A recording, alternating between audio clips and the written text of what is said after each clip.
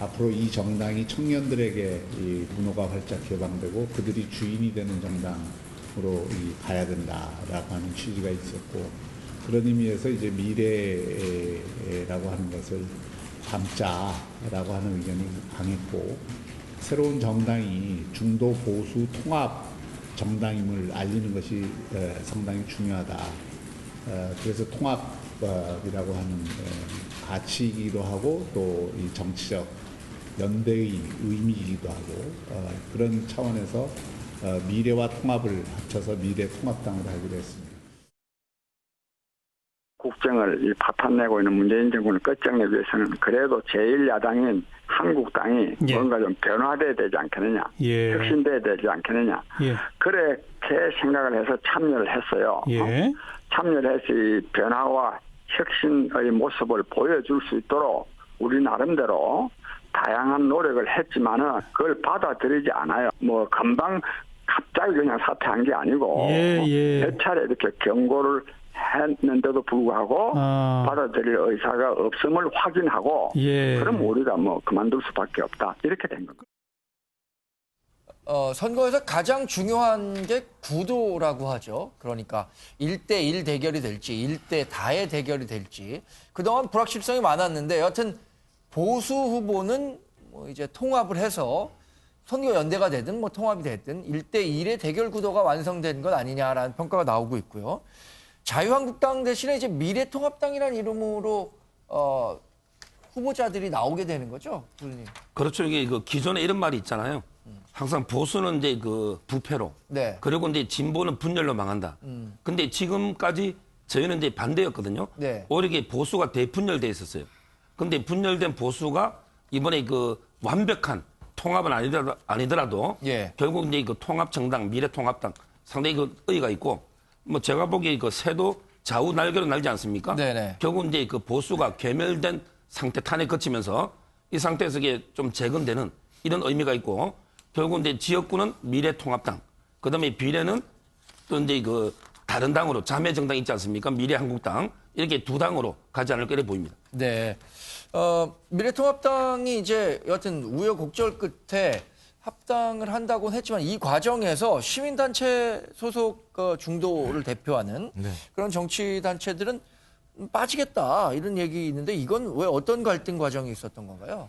일단 보수진영이 통합을 얘기했을 때 그것은 중도와 보수라고 하는 가치들을 통해서 새로운 혁신의 모습들을 보여준다는 측면인데, 제가 볼 때 그런 모습들을 전혀 보여주지 않으려고 하는 기존 자유한국당 진영에 대한 나름대로의 분노겠죠. 네. 생각이 드는 거고요. 그래서 왜 이러려고 진짜 이 통합을 했나? 네. 그리고 이럴 거라고 예상을 했지만 진짜 예상을 빗나가지 않는구나라는 생각이 드는데요. 왜냐면 제가 또 이건 그냥 탄핵 이전 상태로 되돌아간 거라고밖에는 달리 판단할 방법이 별로 없는 상황이라는 느낌이 들어서 그런 거고요. 뭐 내용대로 그런 것 같아요. 8대4 구도. 최고위는 8대4 구도죠. 예. 공천심사위는 9대4 구조. 그러니까 지분합의만 한 거예요, 제가 볼 땐. 원상복구한 거죠. 과거에 탄핵으로 분열됐던 세력들이. 예. 전 그래서 느낌이 이게 좀 기득권을 유지하려고 내용 없는 반문연대, 혁신과 변화하면 통합, 거기다가 감동 없는 일대 구도 만들기. 이런 거 아닌가 생각이 들어요. 그러니까 뭘 준 거냐. 국민들한테 지금까지 거의 한 달 동안 보수진영 통합을 한다고 얘기했는데 국민들한테 뭘 준 거냐. 혁신은 뭐냐라는 내용을 전 전혀 모르겠고요. 그 핵심적으로는 거죠. 탄핵에 대한 반성도 없어요. 그리고 다시 탄핵 이전으로 돌아간 거죠. 그다음에 대선, 그다음에 지방선거 패배했어요. 그 이후에 혁신도 한 번도 없었습니다. 그다음에 역사, 5.18 문제, 그다음에 망언, 막말, 사죄 한 번도 한 적 없어요. 근데 다시 글로 돌아가겠다? 또 그다음에 의회주의 같은 경우도 다 무시했지 않습니까? 보이콧하고 장애 집회하고요.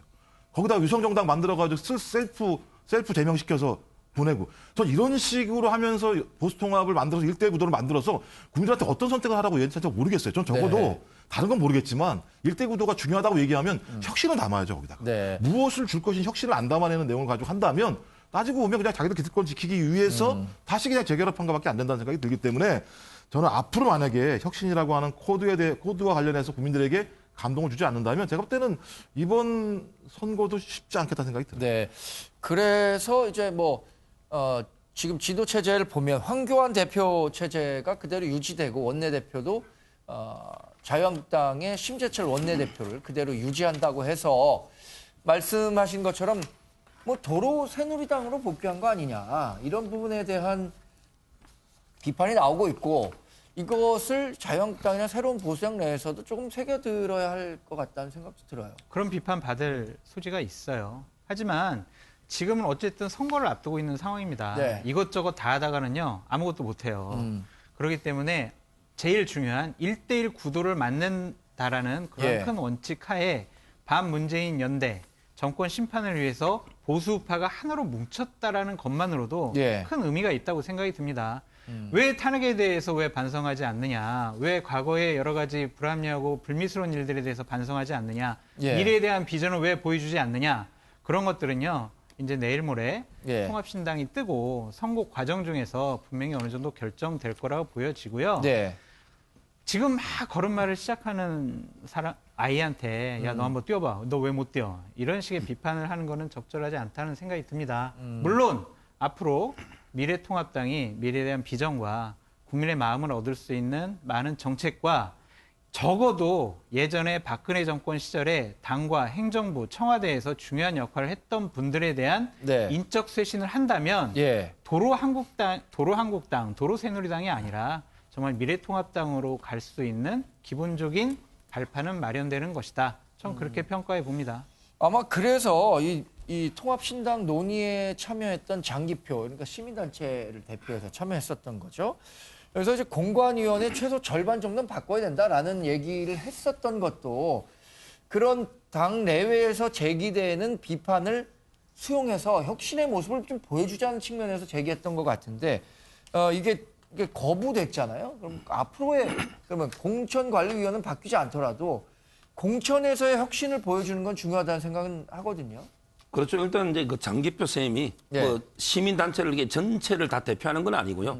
시민단체 중에도 이게 아직 그 참여하는 데도 많이 있거든요. 네네. 그리고 이제 그 체제는요. 제가 보기에 저는 황교안, 김영호 체제로 가는 게 맞다 봐요. 의석수를 보십시오.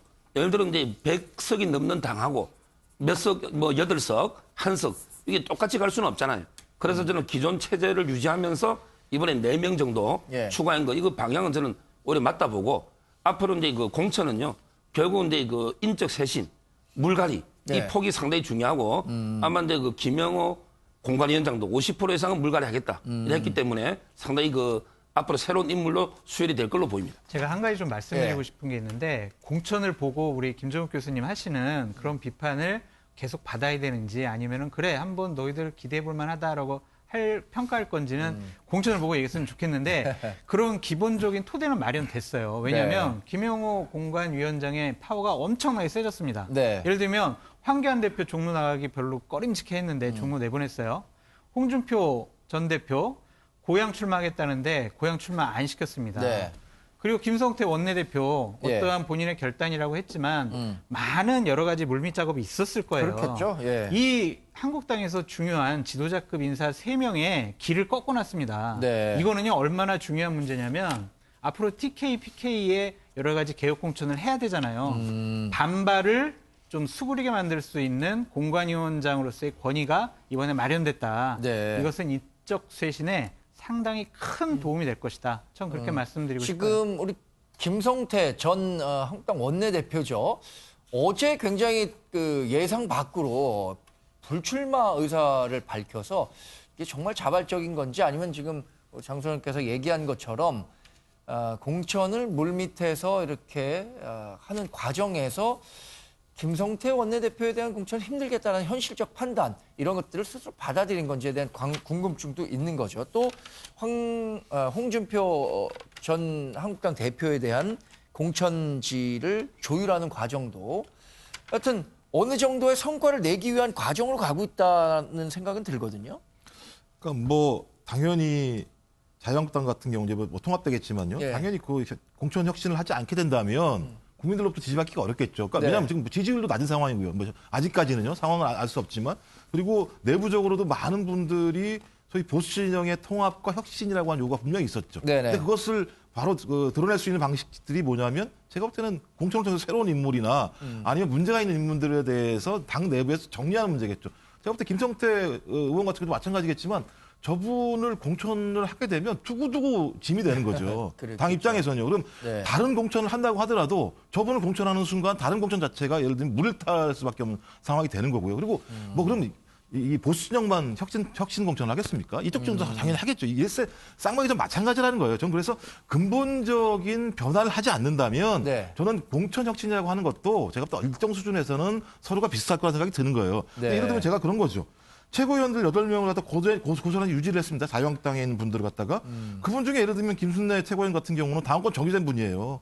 5.18 유공자들 갖다 괴물짓다라고 하신 분이 이런 분들을 갖다가 예를 들면 새로운 당을 만들 때 왜 못 바꾸는지 잘 모르겠다는 거예요. 전 이런 것 하나하나가 그야말로 예를 들면 자유한국당이 보수정에서 새로운 혁신을 할 수 있는 것으로 탈바꿈하려고 하는 모습을 보이는 거야. 네. 저는 기존에 있었던 부분과 관련된 자기 결단, 자기 희생이라고 하는 것이 상당히 중대하다. 그래서 저는 황교안 당대표나 그다음에 유승민 의원의 결단에 대해서 많은 국민들이 지지했던 거예요. 네, 근데 네. 그 지지가 소위 이런 부분을 스스로 유지하게 된다면 자기 생각했던 것과 무관하게 혁신에 대한 가치에 대해서 국민들이 좋게 생각하지 않을 수도 있다는 거죠. 네. 또 하나 중요한 문제들은 이런 문제를 계속 했을 때 중도층이 고개를 돌릴까? 이 문제와 관련해서 저는 그렇지 않을 거라는 생각이 많이 들기 때문에 네. 저는 말씀하신 대로 앞으로라도 통합된 이후에 저희 본인이 가지고 왔을 때 가장 수구적인 모습들이나 퇴행적인 모습들에 대한 아주 발전된 미래 비전을 제시하면 좋겠다는 생각이 드는데요. 네. 정말 이런 문제들에 대한 최고위원 이런 문제에 대해서 해결하지 못하면서 비전만 제시한다면 국민들이 믿겠는가? 이것도 좀 고민스럽다는 대목에 대한 말씀을 드리는 거예요. 네. 미래통합당이 출범하더라도 도로 새누리당이 됐다라는 비판과 함께 또 이 안철수 전 국민의당 대표가 정계 복귀 이후에 어떤 모습을 보일지도 관심이었는데 그래서 뭐 안철수 신당이나 뭐 국민당이나 이런 새로운 이름을 시도를 했었는데 이게 잘 막히다 보니까 다시 국민의당이라는 이름으로 이번 총선을 치르게 될 가능성이 아주 커진 것 같습니다.